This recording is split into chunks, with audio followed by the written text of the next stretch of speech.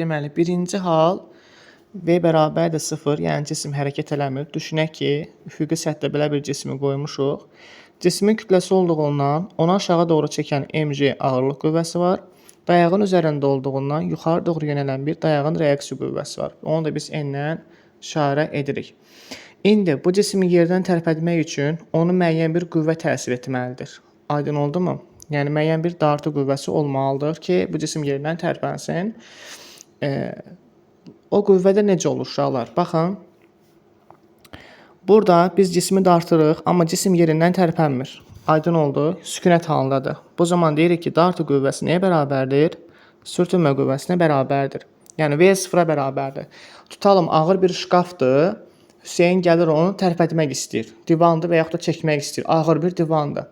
Nə qədər eləsə də yerindən tərpədə bilmir. O zaman Hüseynin dartı qüvvəsi həmin o cismin sürtünmə qüvvəsinə bərabər olur. Aydın oldu? İndi burada uşaqlar 3 dənə hal var. Gəlin bunları biz nəzərdən keçirdək. Birinci hal nədir? İndi mən buranı silirəm.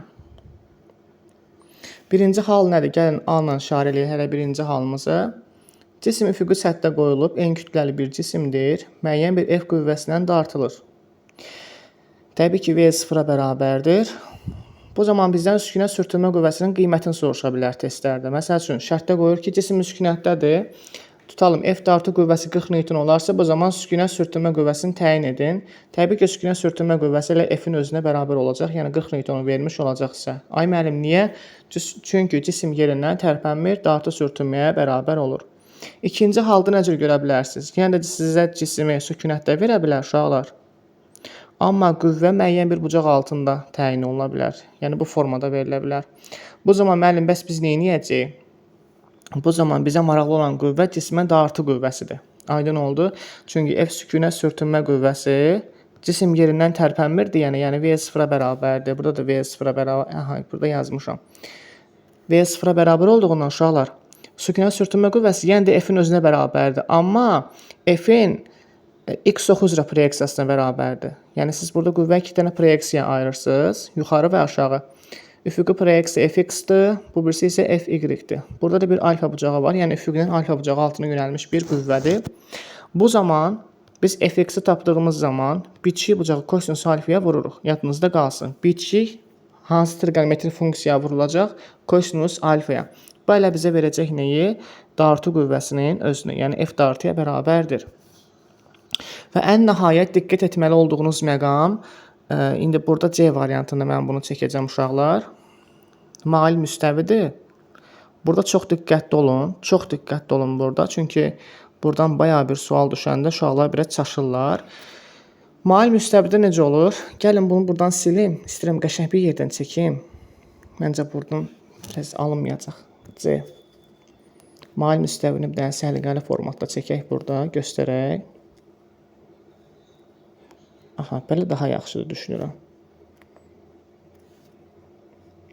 Cisimimizi qoyduq belə bu formada. M kütləli bir cisimdir. Təbii ki, uşaqlar, bunu aşağı doğru dartan bir dartı qüvvəsi var. Düzdürmü? F dartı. Bir də təbii ki, bunu təsir edən ağırlıq qüvvəsi mg bu istiqamətə yönəlir. Çəki bu cisim üçün bu formada yönəlir. N dayağın reaksiya qüvvəsi bu formada yönəlir. Və nəhayət sürtünmə qüvvəsi hərəkətin əksinə doğru, yəni bax bu istiqamətdə yönəlir. Amma bizə şərt qoyur ki, bu cisim sükunətdədir. Yəni bunun üçün V nəyə bərabərdir uşaqlar? Sıfıra bərabərdir. Okay? O zaman biz nə edirik? Yazırıq ki, F sürtünmə qüvvəsi dartı qüvvəsinin özünə bərabərdir. Uşaqlar, bir şeyi yadda saxlayın ki, bax burada dartı qüvvəsi, bunların arasında bir bucaq var, mg ilə p-nin arasında. Həmin o bucağın sinus alfa hasilinə bərabərdir. Aydın oldu? Bir daha deyirəm. Bu F dartı qüvvəsi paralel toplanandır. Aydın oldu? Və həmin o paralel toplanan mg sinus alfaya bərabərdir. Mg nəyə bərabərdir? Sinus alfaya bərabərdir. Bu hansı qüvvədir? Sükunət sürtünmə qüvvəsidir. Sükunət sürtünmə qüvvəsi. Yeganə hal bir dənə bu haldır ki, yəni sükunət haldır ki, cisim əgər hərəkət eləmirsə mail müstəvidə, bu zaman biz deyirik ki, onun dartı qüvvəsi elə yəni daha doğrusu sökünən sürtünmə qüvvəsi ilə F dartına bərabərdir. F dartı da mc-nin sinus alfaya olan hasilidir. Bura qədər sual varmı gənclər?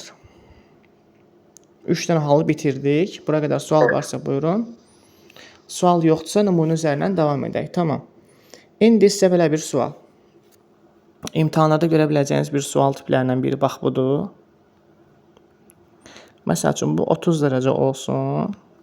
Cismi burada verir sizə.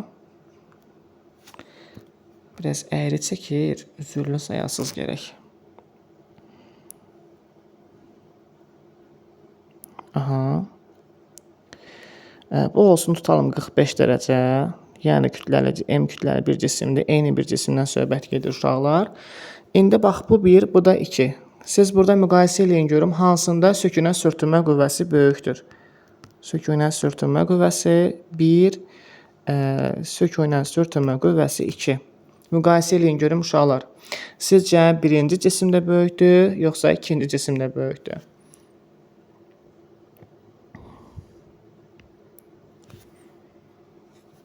Təbii ki, fikir versəz, sinus alfaya biz vururuq. Burada sürtünmə qüvvəsini. Sürtünmə qüvvəsi birincizə daha böyük olur. Aha. İndi gəl bax bura. Biz sökünət sürtünmə qüvvəsini sükunət halında, yəni V bərabərdir 0 halında sinus alfa ilə yazırıq. Sinus alfa isə artan funksiyadır. Yəni kiçik qiymətlərdə kiçik, böyük qiymətlərdə böyük qiymət alır. Ona görə də F sürtünmə 2, F sürtünmə 1-dən daha da böyükdür. Bunu başqa sözlə belə deyə bilərik. Sanki bu cisim yerə düşməyə çalışır, düzdür?